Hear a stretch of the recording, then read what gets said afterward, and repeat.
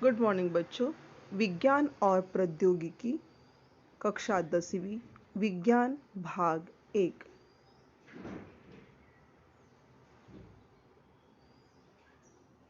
विज्ञान भाग 1 में आज हम पाठ 6वां प्रकाश का अपवर्तन देखने वाले हैं। कक्षा 7वीं 8वीं में और 9वीं में हमने ये सीखा था कि प्रकाश का संचरण एक सरल सीधी रेखा से होता है। प्रकाश हमेशा सरल सीधी रेखा से संचरण करता है। इसके लिए आपको याद होगा कि हमने 3 गुटकों वाला 3 कागज़ के गुटकों का प्रयोग किया था।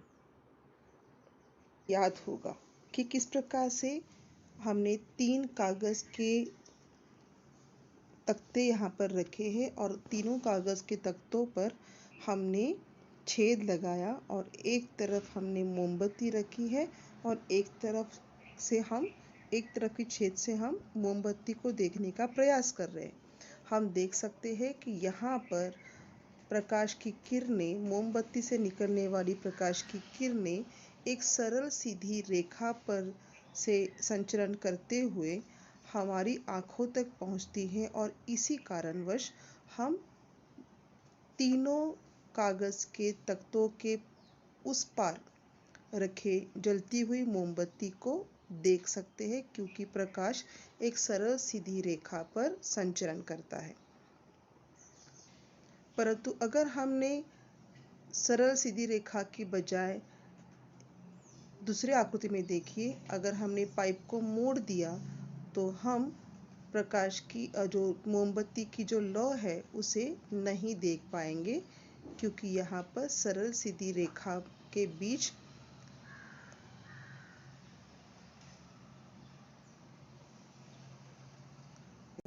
यानी कि हम जानते हैं कि प्रकाश सरल सीधी रेखा में संचरण करता है। इसी नियम को लेते हुए आगे बढ़ते हैं और प्रकाश के अपवर्तन को समझने की कोशिश करते हैं।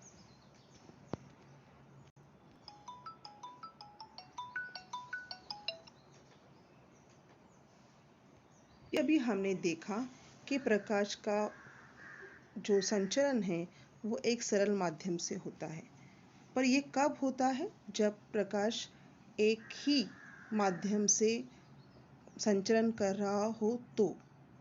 परंतु अगर प्रकाश के संचरण का माध्यम बदल दिया जाए तो क्या होता है, आइए देखिए। प्रकाश जब एक पारदर्शक माध्यम से दूसरे पारदर्शक माध्यम में जाता है तब उसके संचरण की दिशा परावर्तित हो जाती है।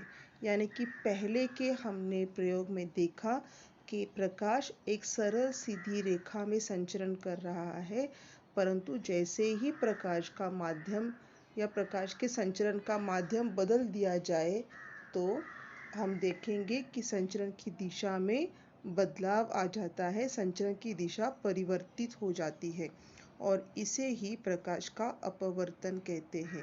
आकृति से हम समझें। देखिए, यहाँ पर हम देख सकते हैं कि एक माध्यम है हवा और दूसरा माध्यम है कांच।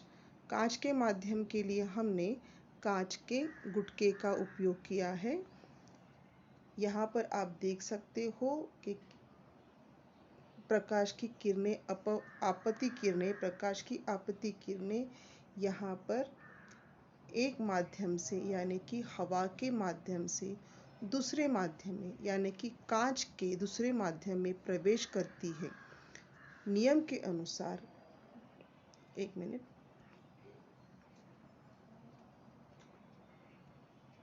नियम के अनुसार प्रकाश ने एक सरल सीधी रेखा में संचरण करना था, परंतु माध्यम बदलने की वजह से प्रकाश की किरणें एक सरल सीधी रेखा में संचरण न करते हुए यहाँ पर आप देख सकते हो कि परावर्तित हुई है। ये जो परावर्तन हुआ है, ये जो बदलाव हुआ है प्रकाश की किरणों के संचरण में, इसे ही कहते हैं प्रकाश का अपवर्तन, रिफ्रैक्शन ऑफ लाइट।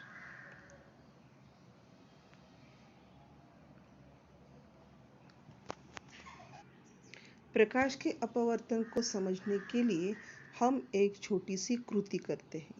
यहाँ पर हमने एक कांच का गुटका लिया है और एक कागज़ पर, एक आयताकार कागज़ पर हमने ये कांच का गुटका रख दिया है। अब आप देख सकते हो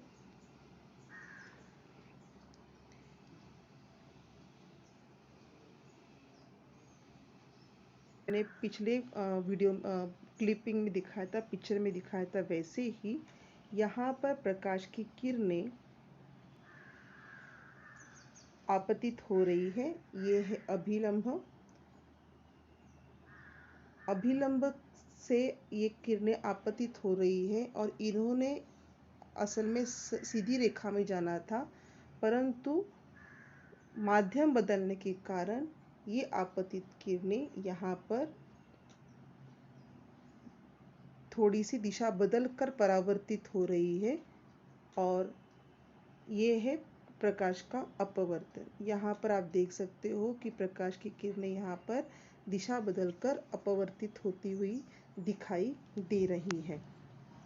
तो हमने क्या किया है, यहाँ पर कांच का गुटका रखा है और कांच के गुटके पे एक प्लेन पेपर पे, एक सरल कोरे कागज़ पे हमने ये कांच का गुटका रखा।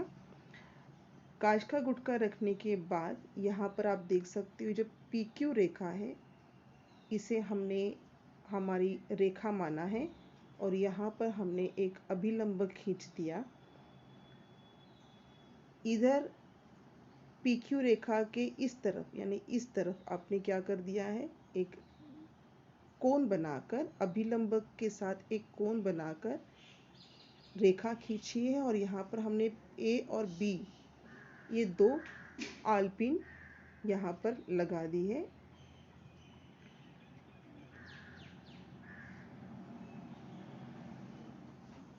वो टांचनियाँ लगा दी है और हम अब प्रयास करेंगे कि जो गुटके का दूसरा ओर है SR, इस ओर से हम इन आलपिन को देखने की कोशिश करेंगे। हम देखेंगे कि ये आलपिन हमें यहाँ पर न दिखते हुए यहाँ पर दिखाई देगी इस तरफ से।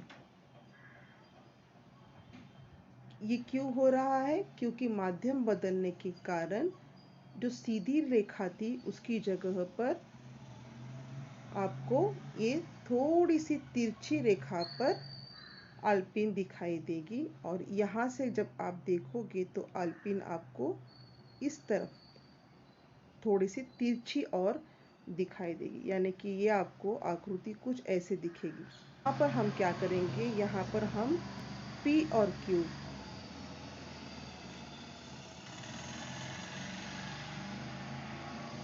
या CD नामक दो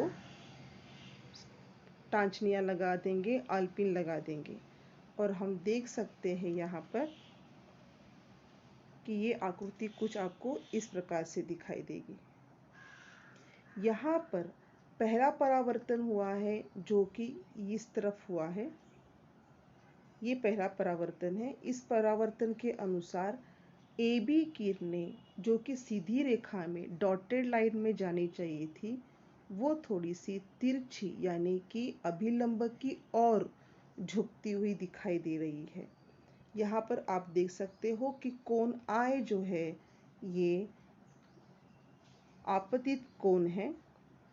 जो सबसे पहला आपतन हुआ है, अपवर्तन हुआ है, उसका ये आपतित कोण है और कोण R ये परावर्तित कोण है। ये सबसे पहला परावर्तन हुआ है यहाँ पर, जो कि हवा और कांच इन दो माध्यमों में हुआ है।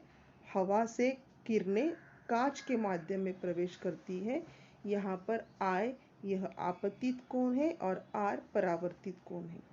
कांच के माध्यम से जब संचरण करती हुई ये किरणें दोबारा कांच से हवा के माध्यम में प्रवेश करती है, तब इस तरफ दूसरा परावर्तन हो रहा है और यहाँ पर I1 यह आपतित कोण है और ई यह परावर्तित कोण या तो अपवर्तन कोण है। यानी यहाँ पर दो आपतित कोण और दो अपवर्तन कोण है, एक पहले अपवर्तन के और एक दूसरे अपवर्तन के। इन्हें आप समझे। यहाँ पर अगर आपने देखा ध्यान से तो कोण आय जो है, ये कोण आय थोड़ा सा बड़ा कोण है और जब इसका अपवर्तन होता है तो कोण आर जो है वो आय से कैसा है, छोटा है और अभिलंब की तरफ झुका हुआ है।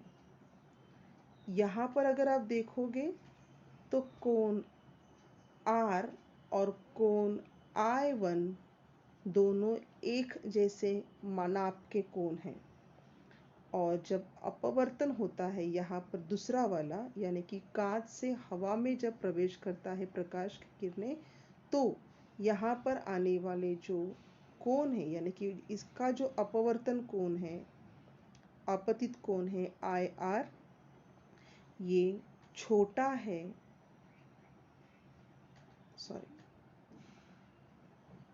परावर्तित कोण E से।